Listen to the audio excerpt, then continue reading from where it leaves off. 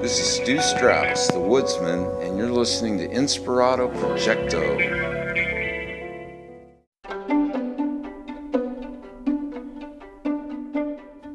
What you are about to hear here on Frere is taking place at Roseville Hobby. They got a lot of trains there. A lot of trains. This is recorded on March 31st, 2023, when Yachtly Crew was out there in Roseville at Goldfield. We're there 2 nights. And this was before we had to be back at the location by a certain time. So I wandered around town and I stopped in this hobby shop. I've always liked the idea of miniatures, or some like to say miniatures. I've always loved the idea of that, and looking around at the various trains, and so this is my interview with one of the guys who works there. And once it gets going, it's funny, some people, they're just not used to strangers asking them a whole bunch of information, maybe even information that or like specific questions they're just not used to answering. So I thought it was kind of interesting to hear his answers to this stuff. And if you're a train enthusiast, you're really going to get a kick out of this, I think. You might know exactly what he's talking about. Before we head off in that direction, first of all, thank you to Stu Strauss from Twin Peaks for opening up the show. And what we're about to hear next is a very special Henry D. Horse fun fact. All right, thanks for listening to Inspirado Projecto.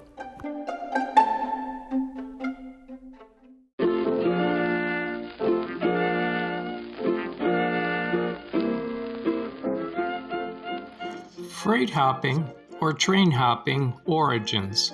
In the United States, freight hopping became a common means of transportation following the Civil War. As the railroads began pushing westward, especially among migrant workers, who became known as hobos, it continued to be widely used by those unable to afford other transportation, especially during times of widespread economic dislocation such as the Great Depression. That's another fun fact.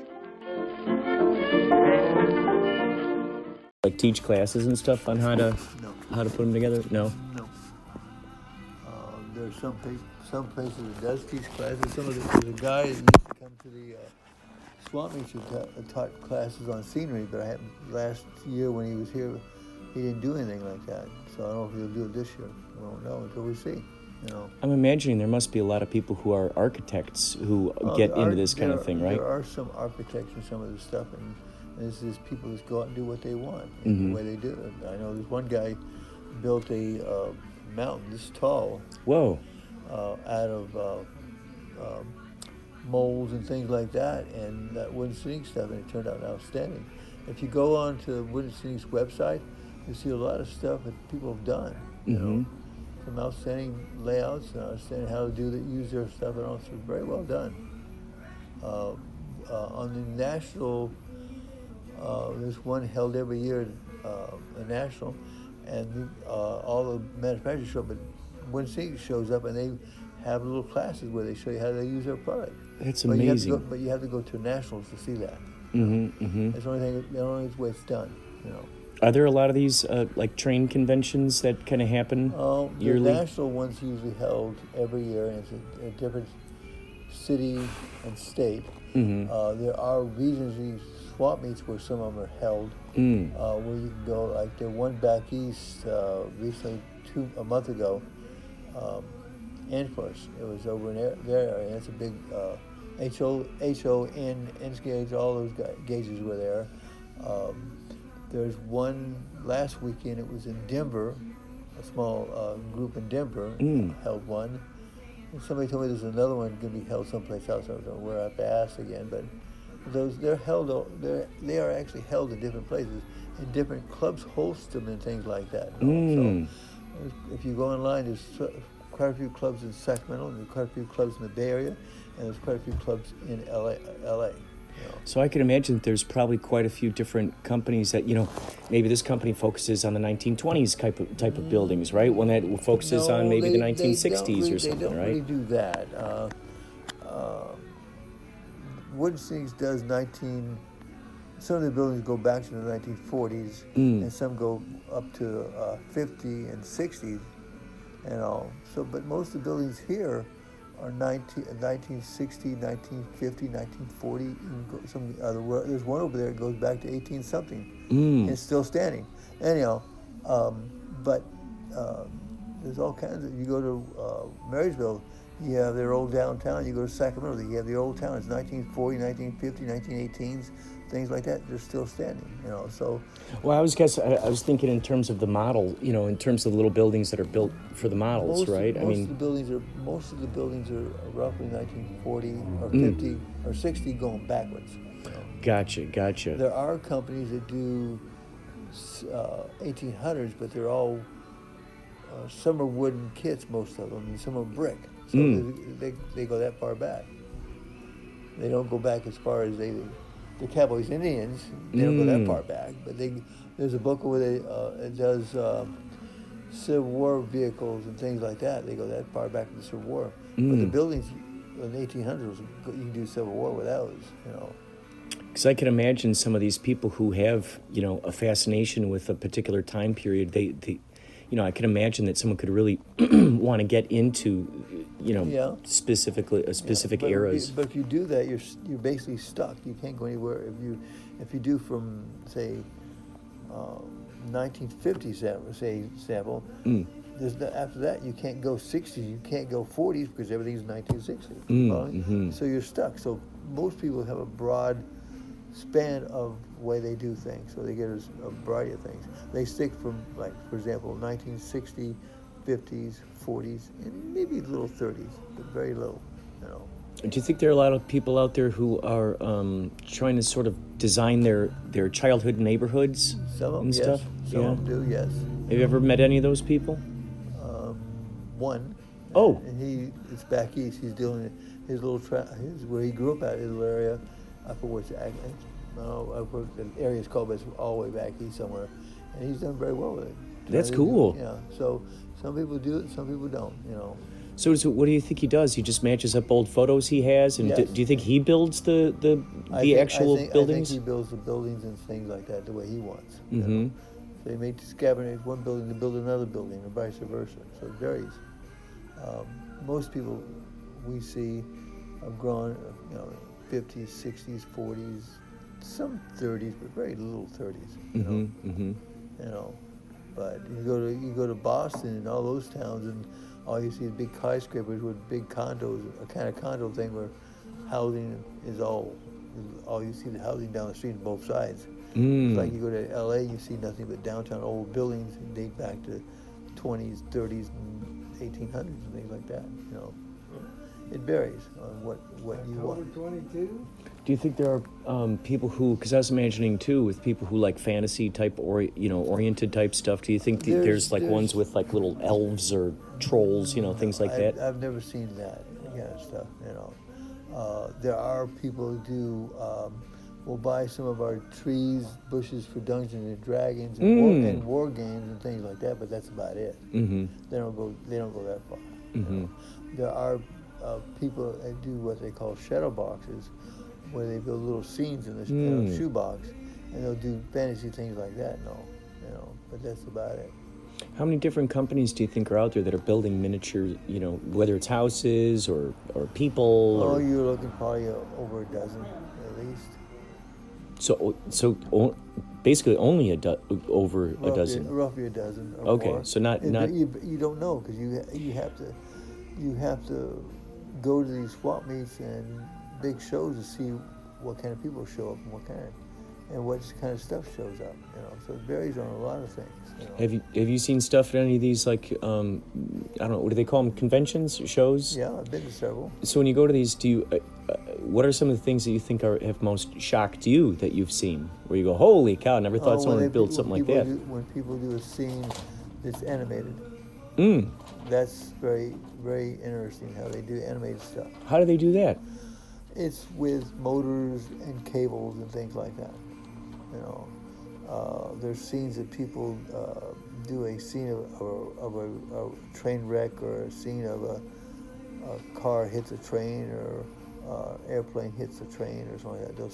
They'll do scenes like that. Small planes, not no big stuff, but little private planes and things like that. Or they'll do a forest scene of I saw one year ago where this girl was walking a bear as a dog, and through the forest. And there was another one where the coyotes were chasing these deer, things like that. Scenes like that.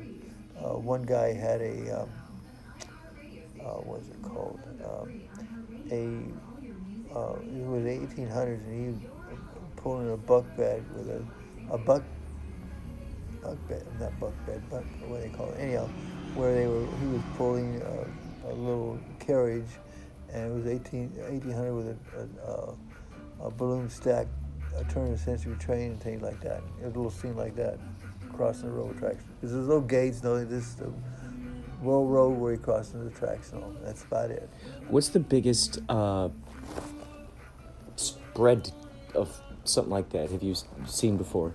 Down in San Diego, there's in Balboa Park, there are 1 inch scale, 2 HOs, 1 O gauge, 1 G scale, one Lionel, and all of them are pretty good size. The 2 HOs and the inch scales are probably the biggest. Other ones are smaller, but they're in one building by themselves. An entire building? Entire building, in the basement. It's actually probably 4 to 5 clubs in one building. You have to pay a small little fee to go in to see it. But it helps pay for the lights and the electricity to run things. And there's always somebody there. And one of the clubs if you have a question, try to answer your question. They usually have trains running, both N-scale, HO, and all the other clubs have something running.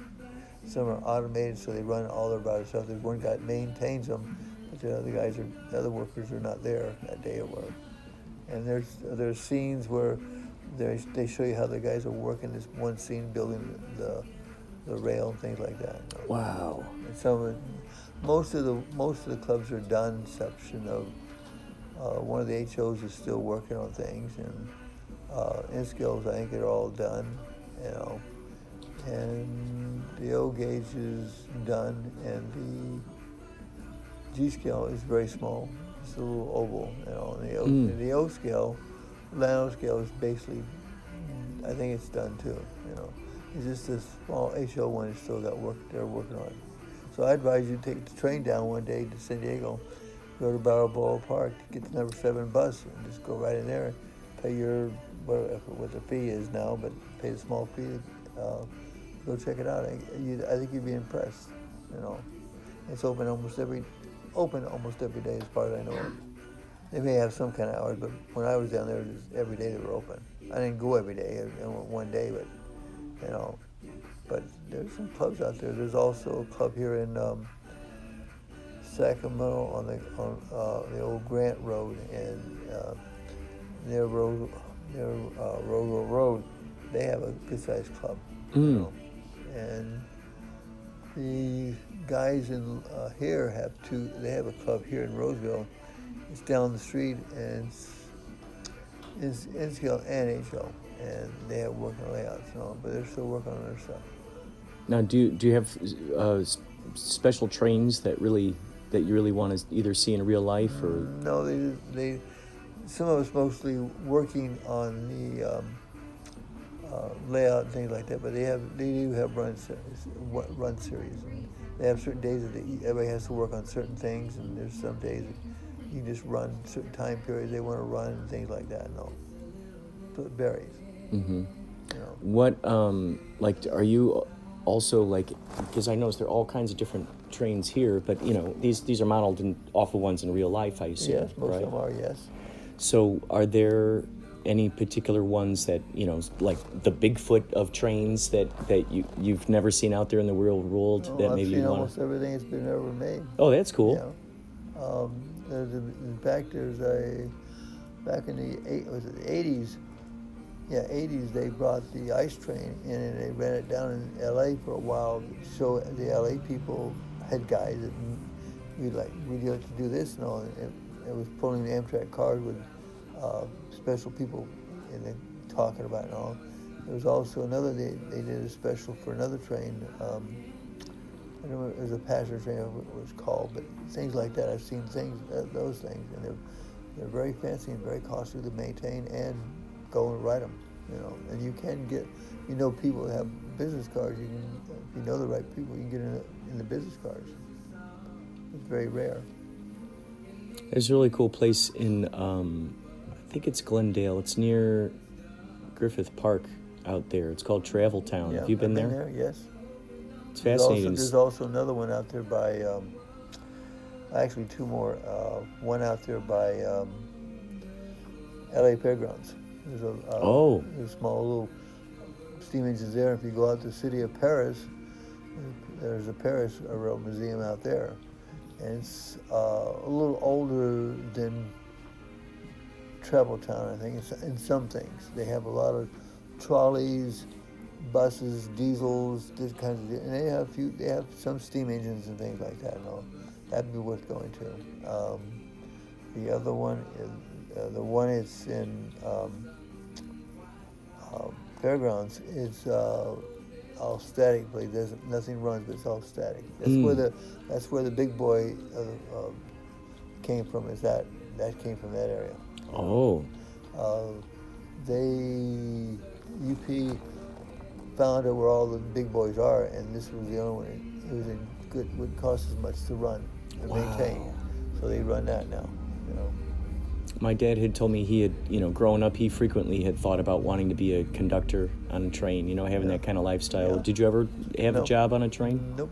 I actually got to drive a train twice. I got to go to a similar thing where they train the engineers. Got to see that and run that. The guy said, "You're very good at that. You should apply for a job." I said, "Nope." Oh my gosh. I said, "No." He says, "Why?" I said, "Because I don't want the headaches." I mean, there's a lot of things people don't realize what goes into a train. Just like the same thing goes into a flying airplane. It's a lot of work. Wow. And you have to be very smart on the ball with those kind of things. You just can't play around. You have in an airplane, you have thousands of people's lives against the same. You have thousands of boxcars behind you, and people worried about the boxcar getting from point A to point B. You know, so there's a lot of things people don't realize what goes on with this stuff. It must be so fascinating, though, to work, you know, in the train industry and to be able to see all this landscape that nobody ever really gets a chance, you know, to see. If you ride Amtrak, you get to see most of it. Mm-hmm. You know, I've done that a lot too. So, you know, you can see 90% of it. You know, and I've walked parts of tracks in certain areas. So you can see a lot of that stuff. You know, you don't have to always ride trains. You know. So what are those things called that? My mom was telling me my Uncle Arnie once had a job doing this thing. You know, the little, like you'll see in movies, it's like two people, they go, you know, there's one person on the one side. It's kind of like a... Oh, handcar. Is that what it's called? Handcar, yeah. Yeah. What are those used for? What do you do with those? Some of them are used to go from a small part in the yard, small sightings and things like that. You know, it takes two people to operate them. A couple of years, 5 years ago, there was one here at the fair, and you had to do a certain amount to it, and you got points, but they haven't brought it back. It belonged to the Railroad Museum in Sacramento, and they have one. You know. Was it like? Because my mom said my Uncle Arnie had a job doing it. What would be the job of that? I mean, what would... Usually, if he probably was an inspector, and he took that thing down a certain amount of a track and inspect the track and all. Oh, okay. You know, or so that tests it out. They're just testing it out with to it. make sure the track is in good shape. nowadays they use trucks or speeders, and speeders are hard to find anyhow. What's a speeder? It's a thing with a little lawnmower motor on it. It runs very slow and very loud. So that's when they do track maintenance over here in UP, they have a bunch of those on those things, checking the track and putting down tracks. It's kind of an interesting little thing to watch. It is interesting. So you're saying the speeder is actually very slow? Yeah, it's very slow. I mean, you can get them up to a certain speed, but they are very slow. And it's only 2, 3, or 4 cycle engine on those things. And usually one person or 2 people. They have 2 versions. They also have a bigger version where it's 4 or 5 guys. It looks like a car, but it's a mock of another car kind of thing. Do they ever deliver mail on those things? No. No. They used to deliver mail with a little flag that they'd put up, and they would. So the guy would go by the train and catch it and go. Oh. So that's what they do. And there's some places. I know a place out in, if it's still being used, it's on the old Skunk Row. They deliver their mail because they're 102 feet off the main line, and they use that to get their mail. Their mail and their newspaper is what they get. That's incredible. Yep. Wow. Well, you taught me a lot. Well, there's a lot of things. If you go to the Railroad Museum, you learn a lot of stuff. If you go to, and there's several museums around that have that kind of stuff. You can talk to people about it, and they tell you a little history about it. If you ever go out to Promontory Point, where you see these 2 steam engines, there's a Golden Spike. You can go out there one day; it'd be very nice. They have the facsimiles of those guys out there. They're not the original ones, but at least they have ones that's made up where they do it, show you how they did it all. Wow, that's fascinating. Yeah. I've been walking around in the aisles, just taking little videos here and there of what's up on the walls, because it's just so fascinating to me. And where's that? Some of the stations are turned into museums where they have pictures of the trains that used to run through here, and things like that. But not all the stations are open. You have to look for the right ones. Well, I saw that one down there. Over that way. Oh, it's that way. Yeah. That black one. No, it's not black. Well, there's one in one of these directions. I forgot what direction it was. There's a train car. There's an engine. It's just parked still. Yeah, it's down that way then. Oh, yeah. It's a rotary snowplow. It's for getting snow off the track. Oh, okay. They were just using those this weekend, 2 weekends ago. Oh, they still use them? Yeah. That they gave this one to the city, but they still have about 4 or 5 left that they test to get the snow kicked out of there. What they call Jordan spreaders, and get rid of the snow out of the way and all that stuff. So they're still being used. They have to be used. They have to be maintained, just like anything else. Wow, that's fascinating. Yeah. Wow. If you have a phone, go to YouTube and you can type in rotary snowplow. Rotary snowplow? Yeah. Let's see here.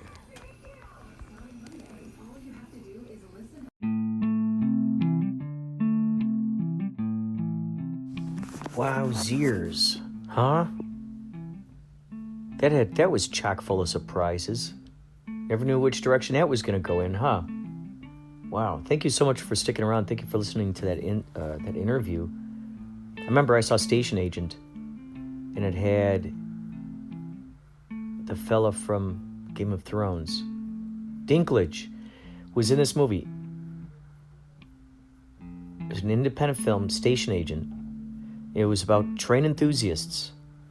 And ever since then, I realized, wow, there's some people who really, really, really dig trains. I've always loved that idea of being on a train and just seeing all these different landscapes. And, my dad had dreamt about it. But who knows what kind of interesting stories those train engineers and conductors have from riding the rails all those years. Alex Basile, by the way, I did an interview with her. She gave me some extraordinary information about what it was like for her to train hop, to ride the freights.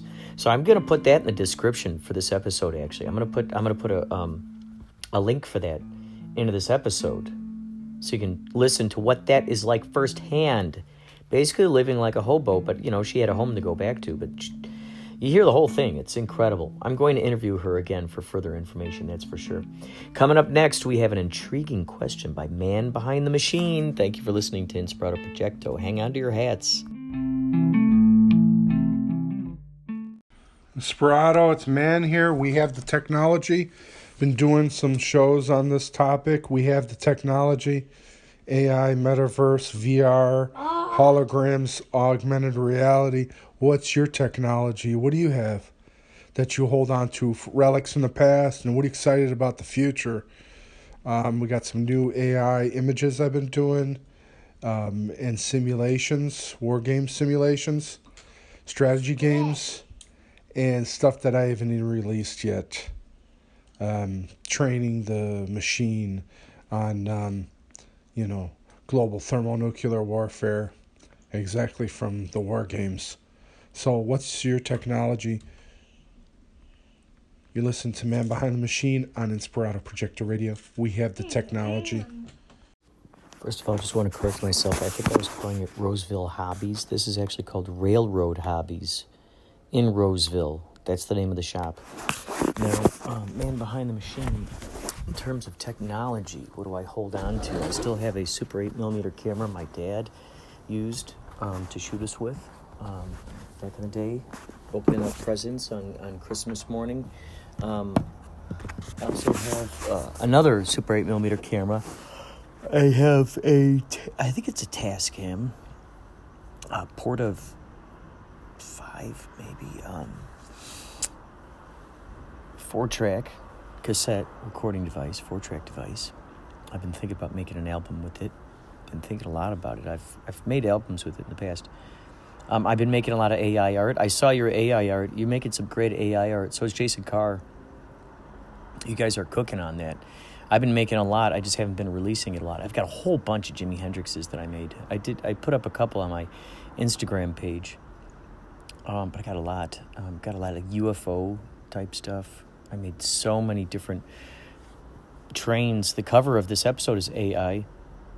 I put in Space Train.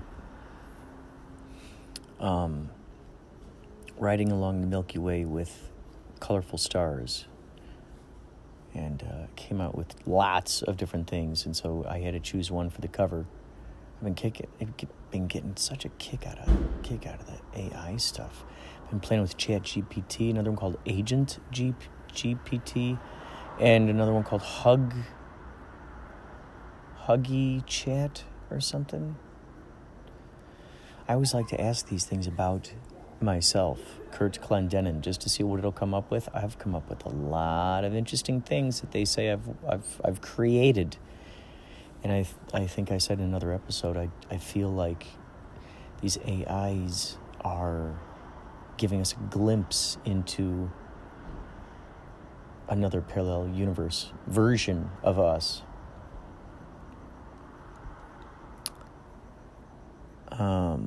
Today I was in a studio. Chris Lord Algie, he's mixing the Yachtly Crew album. We were in his studio today. And he's got this he fires up this floppy disk, and it saves all the settings for each of the songs that he does. And he saves them on this floppy disk. He puts the floppy disk into this thing, and it shows on this thing. It looks like Atari 2600. It's amazing. These guys have come so far. This is the same studio where the, like NWA records were made and stuff. And so they got this old technology. It looks like something out of like that first Tron. So I love seeing that. That was really cool. It was an interview, by the way, for Spectrum One, the cable network, and I guess they got lots of viewers and stuff. So the lady who interviewed us just loves yacht rock, and we got a chance to shoot there at the studio. I thought that was a lot of fun. So I was surrounded by lots of technology today. I love video games so much, but I've stayed away from them. That's why. Stay away from them because I'm too addicted to them. I'd be playing all the new all the new games that are out there. I was playing Nintendo Switch with Pauly Shores. We stayed over in Del Mar over the weekend. We played at a place called The Sound. And Pauly and I shared a hotel room the first night, and he's got one of those switches, and he plugged it into the TV there at the hotel. We played Mario Kart on the TV. It was so addictive. He's like, oh, I gotta go to sleep. I go, come on, just one more, come on, one more, please. Oh my gosh. It's so addictive. I remember when I got this Commodore 64 as a kid growing up, I could not stop playing the LucasArts games. Maniac Mansion, I loved that theme song. It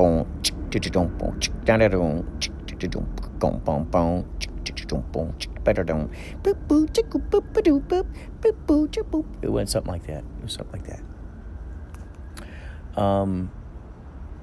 Maybe I'll include the song on here right after I answer this question. So, thank you so much, man behind the machine, for calling in. And who do we have here closing us out? Who do we have closing us out here? Oh, Martin Schmidt, the Sock Monkey guy. Thank you so much, Martin Schmidt. But first, I think I'm going to try to find that Maniac Mansion theme song on YouTube or something so you can hear it. Hi, this is the Sock Monkey Guy, and you're listening to Inspirado Projecto.